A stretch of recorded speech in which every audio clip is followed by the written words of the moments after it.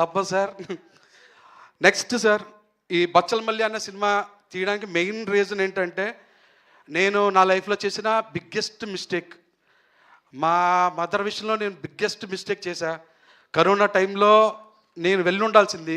ఆ టైంకి నేను సోలో బ్రతికే తర్వాత ఇక్కడ ఉండిపోయి హైదరాబాద్లో ఉండి ఇంటికి వెళ్ళలేకపోయా. తర్వాత తెలిసి ఇంటికి వెళ్ళొచ్చు, ఛాన్స్ ఉంది. బట్ చిన్న ఏమవుద్దిలే, ఎక్కడ పోతుంది, ఇంటి దగ్గర ఉంటుంది కదా అనుకున్నా.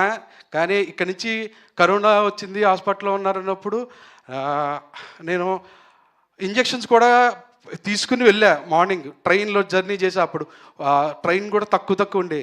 ఇంటికి వెళ్ళిన తర్వాత హాస్పిటల్లో ఉంది, ఆఖరి చూపు, చనిపోయింది. మాట్లాడడానికి కూడా తను లేదు. అప్పుడు అనిపించిందండి, టేకెన్ గ్రాంటెడ్గా తీసుకోకూడదు ఏ సిచ్యువేషన్ అయినా. అది మనకు నచ్చిన వాళ్ళు, మనం మంచి కోరుకునే వాళ్ళ విషయాల్లో అస్సలు టేకెన్ గ్రాంటెడ్గా తీసుకోకూడదు కదా. లైఫ్లో వెనక్కి వెళ్ళి సరిదిద్దుకోవాలని తప్పు చేయకూడదు కదా అని స్ట్రాంగ్ హిట్ అయిన తర్వాత ఓ రోజు అనిపించిందండి, ఈ పాయింట్ మీద కథ చెప్పాలి. అది మూర్ఖత్వంతో వెనక్కి వెళ్ళి సరిదిద్దుకోవాలని తప్పులు చేయకూడదు లైఫ్లో అనే ఒక పాయింట్ చెప్పాలి. ఎందుకంటే ఇది నేను ఒక్కడనే చేశాను తప్పని కాదు, చాలామంది అంటే ఇక్కడ ఉన్నోళ్ళు లేకపోతే చూసేవాళ్ళు ప్రతి ఒక్కళ్ళు ఒక్కొక్క మూమెంట్లో తప్పు చేస్తుంటారు చూడండి. అది అడ్రస్ చేయాలనిపించిందండి, ఆ పాయింట్ మీద జెన్యున్గా చెప్పాలనిపించింది. నా బెస్ట్ నేను ఇచ్చానండి నేను అనుకుంటున్నా. ఇది తీయడానికి, ఈ పాయింట్ చెప్పడానికి నాకు ఫస్ట్ ఎంకరేజ్ చేసింది నరేష్ గారు. ఆయన దగ్గర 100% అండి. నరేష్ గారు లేకపోతే బచ్చలమల్లి అన్న క్యారెక్టర్ నేను ఇలా తీయలేకపోయినేమోనండి. ఈ విధంగా తీయలేను. ఓకే, ఇంకొకరు ఎవరైనా ఉండుంటే వేరేలా తీసేవాడినేమో తప్ప ఇంత జెన్యున్గా, ఇంత ఆనెస్ట్గా, ఇంత సిన్సియర్గా, ఇంత రాగా, ఇంత రూటెడ్గా నేను అనుకున్న సినిమా అయితే తీయలేకపోయేవాడినండి. ఇది వేరే హీరోని నేను తక్కువ చేయడం కాదు, నాకు ఆయన ఇచ్చిన కంఫర్ట్ని మీకు చెప్పడం కోసం అంతే. Sir thank you sir, thank you so much sir. నేను ఏం చెప్తే అది నమ్మారు సార్, నేను ఏం చెప్తే అది చేశారు సార్. అది చాలు కదండి, హీరో డైరెక్టర్కి అలా నిలబడితే చాలు కదా, పని అయిపోద్ది సినిమా. అది పని అయిపోద్ది సినిమా. అది ఎప్పుడు హీరో నమ్మి, డైరెక్టర్ని కథని నమ్మి ఉన్నాడు అనుకోండి, ఆ సినిమా ఎప్పుడు మోసం చేయదు. మేబీ ఏదన్నా జరగచ్చేమో తప్ప అది మోసం అయితే చేయదు ఆ సినిమా. డెఫినెట్గా అంత కాన్ఫిడెంట్గా ఉన్నాను. తర్వాత అమృత గారు, కావేరి అనే క్యారెక్టర్ని నేను డే 1 ఎలా ఊహించుకున్నానో, ఒక అమ్మాయి ఇన్నోసెంట్గా ఉండాలి, తన మీద మనకి లవ్ రావాలి, సింపతి రావాలి, ప్లస్ ఆ అమ్మాయి గ్లామర్గా ఉండాలి, ప్లస్ మనకు తెలిసిన కాలనీలో ఒక అమ్మాయిలా ఉండాలి.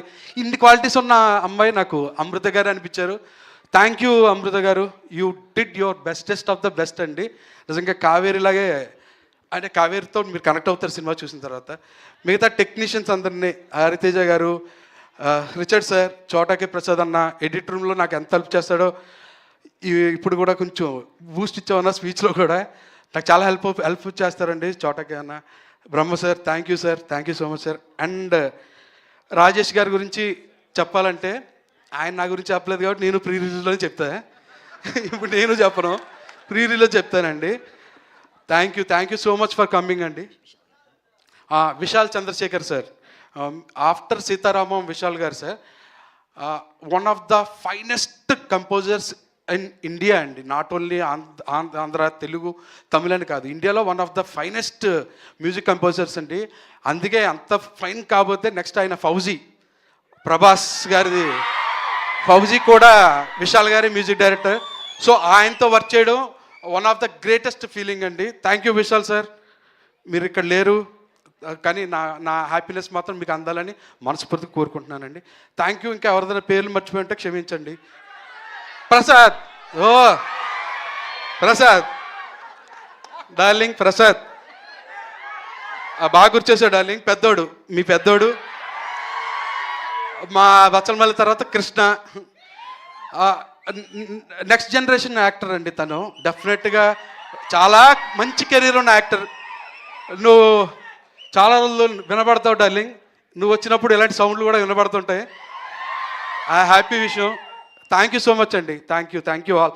అండ్ మీకు చాలా థ్యాంక్స్ అండి, ఇంతలా వచ్చి సపోర్ట్ చేసి రియాక్ట్ అయినందుకు. ఇప్పుడు రియాక్షన్ లేకుండా పోయాయి. ఎందుకంటే ఒకప్పుడు ఇలా చూసేవాళ్ళు, ఇప్పుడు మొత్తం అంతా ఇలా అయిపోయింది ప్రపంచం, ఫోన్లో చూడడం. కాబట్టి కనీసం మీరు ఆ రియాక్షన్ ఇచ్చారు చూడండి, దానికి చాలా థ్యాంక్స్ అండి. Thank you so much darling, thank you so much. And నా ఫ్రెండ్స్ ఎవరెవరు వచ్చారో వాళ్ళందరికీ కూడా చాలా థ్యాంక్స్ బ్రదర్, థ్యాంక్స్ రా. ఓకే, సో మనందరికీ తెలుసు ప్రతి సినిమా మనకి ఏదో